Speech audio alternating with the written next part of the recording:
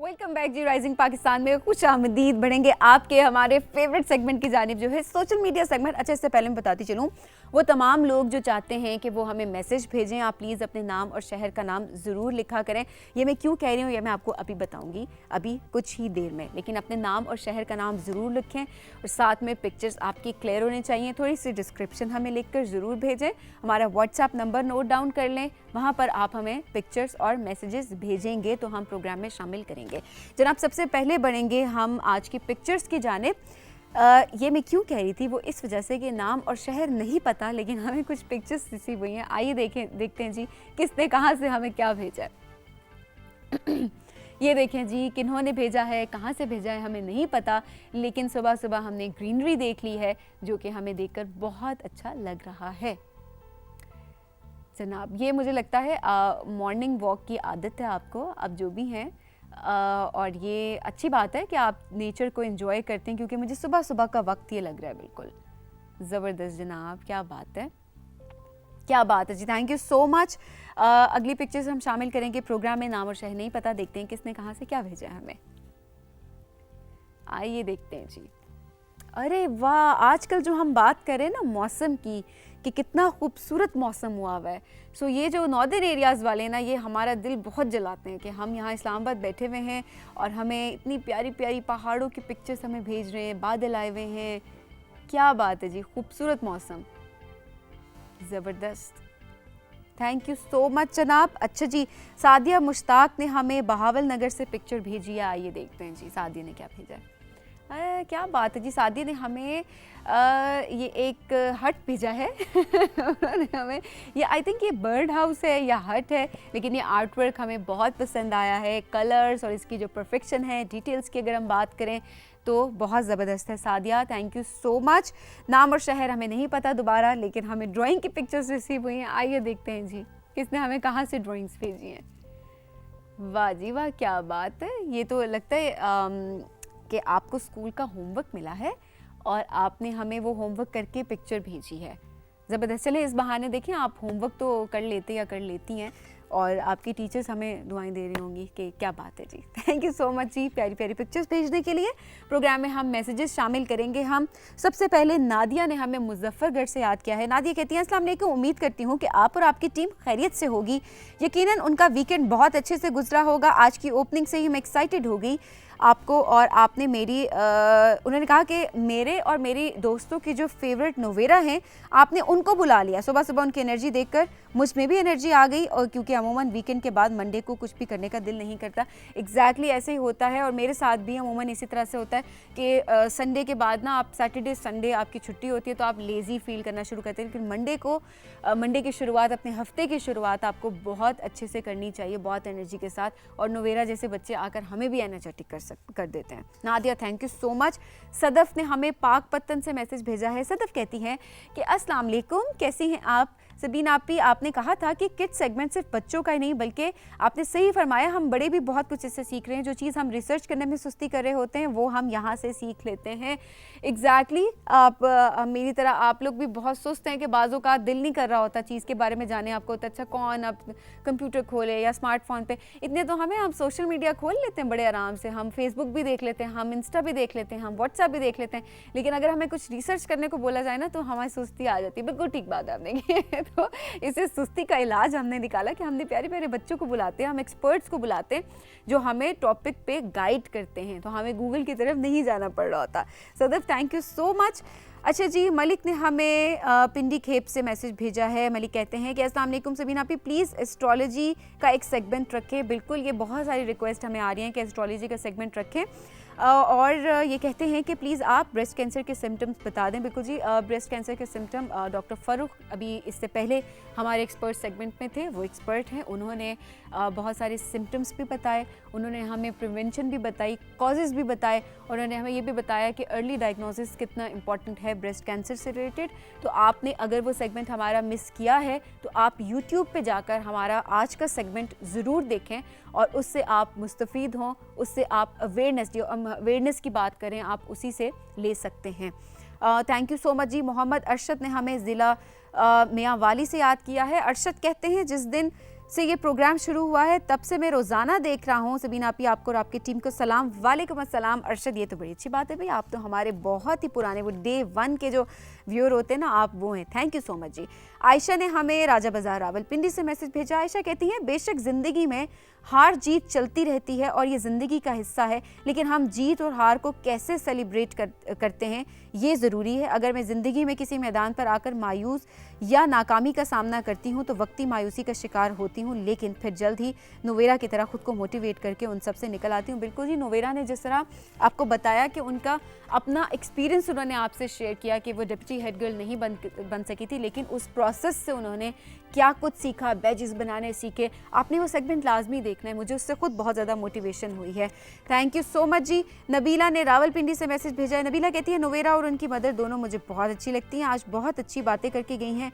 अगर आप हार भी जाएं तो विनर को गले लगाएं और उसे विश करें, इसी में आपकी जीत है, क्योंकि हर किसी के बस का काम नहीं है, इसके लिए दिल को बड़ा रखना पड़ता है। बिल्कुल जी, मेरे तो ख्याल में सबके बस की बात है ये, दिल बड़ा सब कर सकते हैं, इसमें कोई ऐसी बात नहीं है। सो आप भी अगर कभी ज़िंदगी में आपको फेलियर का सामना करना पड़ता है तो आपने कभी भी ग्रजेस नहीं रखने, आपने अपनी, नोवेरा ने बताया था कि चिन अप रखनी है और आपने अपनी डिफीट को एक्सेप्ट करके मूव ऑन करना है। थैंक यू सो मच जी, प्यारे मैसेजेस और पिक्चर्स भेजे आपने हमें, और इसी तरह से मैसेज हमें भेजते रहे हमारे व्हाट्सएप नंबर पे। बढ़ेंगे जी आपके और हमारे फेवरेट सेगमेंट की जानिब, जो है बुक रिव्यू का सेगमेंट। आज देखते हैं शाहरुख नदीम हमारे लिए क्या लेकर आए हैं। Over to you Shahrukh. Good morning और मेरा सलाम मेरे प्यारे पाकिस्तानियों के लिए। दोस्तों, आज की गपशप में मैं आपको एक बहुत ही इंपॉर्टेंट बुक रेकमेंड करना चाहूंगा, जिसका टाइटल है how to avoid a climate disaster, जिसको लिखा है none other than Bill Gates ने। बिल गेट्स, जैसा कि आप लोग सब जानते हैं, is a software genius and the founder of Microsoft. इस किताब में उन्होंने एक बहुत ही इंपॉर्टेंट इशू के बारे में बात की है, जो कि है क्लाइमेट कैटास्ट्रॉफी, जिसकी एक बहुत ही रीसेंट एग्जाम्पल है पाकिस्तान में आने वाला बदतरीन सैलाब, जिसकी एक बहुत बड़ी वजह है global climate change. Bill Gates का इस किताब में कहना यह है कि ग्लोबल वार्मिंग की वजह से दुनिया का टेम्परेचर बढ़ रहा है, जिसकी वजह से ग्लेशियर्स मेल्ट हो रहे हैं, और अगले आने वाले 50 से 100 साल में दुनिया के कई शहर पानी की सतह बढ़ने से जेरे समंदर चले जाएंगे। अगर हमने ग्रीन हाउस गैसेस को फिजा में छोड़ना कम ना किया, कार्बन एमिशंस को कंट्रोल ना किया, तो आने वाले वक्तों में खुश्क साली होगी, ग़िज़ा की कमी होगी और गर्मी की शिद्दत की वजह से लोग मरना शुरू हो जाएंगे। इस बेहतरीन किताब में बिल गेट्स ने इसी मामले को डिटेल में डिस्कस किया है। इस किताब के पहले हिस्से में वो हमें बताते हैं कि ग्लोबल वार्मिंग क्या है, ग्रीन हाउस गैसेस क्या हैं और किस तरीके से ये हमारे एनवायरनमेंट को, हमारे माहौल को इम्पैक्ट कर रही हैं। जो इस किताब का दूसरा हिस्सा है वो बहुत ही क्रिटिकल है, क्योंकि उसमें उन्होंने पूरा स्टेप बाय स्टेप प्रोसेस बताया है, एक पूरा फ्रेमवर्क बताया है जिसको फॉलो करके कोई भी मुल्क अपने कार्बन एमिशंस को कंट्रोल कर सकता है। ये इतनी सॉलिड और जानदार किताब है कि मैं हर पॉलिसी मेकर को और गवर्नमेंट इंस्टीट्यूशन को रिकमेंड करूंगा कि इसको जरूर पढ़ें, क्योंकि ये आपको एक बना बनाया फ्रेमवर्क दे देगी जिसको फॉलो करके हम अपने कार्बन फुटप्रिंट को कंट्रोल कर लेंगे। इस किताब में बिल गेट्स दो बहुत ही अग्रेसिव नंबर्स को चेज करते हैं। एक है 51 बिलियन टन्स और एक है 0। 51 बिलियन टन्स वो ग्रीन हाउस गैसेस हैं जो पूरी दुनिया फिजा में एक साल के अंदर एमिट करती है। बिल गेट्स का कहना है कि हमने इस 51 बिलियन को 0 तक लेकर आना है। अब है तो बहुत ही एग्रेसिव टारगेट, लेकिन बिल गेट्स जैसे जीनियसेस की खास बात यह है कि जब भी वो कोई प्रॉब्लम बताते हैं तो उसका सोल्यूशन भी जरूर एक्सप्लेन करते हैं। And by the way, do you know कि पाकिस्तान उन टॉप 10 कंट्रीज में है जो सबसे ज्यादा इंपैक्टेड होंगी ग्लोबल वार्मिंग की वजह से, और उसका नतीजा इस साल हमने देख लिया है। लिहाजा we should learn from these books to make our future generations and posterity safe. जनाब, जो दूसरी बुक है आज मेरे पास, वो लिखी है अब्दुल्ला हुसैन ने, जिनकी एक किताब उदास नस्लें बहुत मशहूर है। लेकिन आज हम उदास नस्लें के बारे में बात नहीं करेंगे, बल्कि उनकी एक और बहुत ही जानदार और मानीखेज किताब है जिसका नाम है कैद। कैद एक छोटा सा नॉवल है जो सिर्फ 115 सफ़हात में हमें बहुत बड़ी सीख दे देता है। इस नॉवल में उन्होंने हमारे मुआशरे के दो बहुत ही इंपॉर्टेंट इश्यूज पर बात की है। एक है खानकाही निज़ाम और दूसरा है औरतों के हुकूक। अब्दुल्ला हुसैन का यह मानना है कि हमारे मुआशरे में औरतों को उनके हुकूक नहीं दिए जाते, जो मुआशरे में उनका जायज़ मुकाम है वो उन्हें हासिल नहीं होता। जिसकी वजह से सोसाइटी का बैलेंस डिस्टर्ब हो जाता है, उसका मीजान हिल जाता है। इस किताब कैद में उन्होंने ये बात बयान की है 2 कैरेक्टर्स के जरिए, जिसमें एक कैरेक्टर का नाम है करामत अली और दूसरी खातून है रजिया सुल्ताना। अब यहां से आगे मैं आपको कहानी नहीं बताऊंगा, वरना नॉवल पढ़ने का आपको मजा नहीं आएगा, so I won't give any spoilers.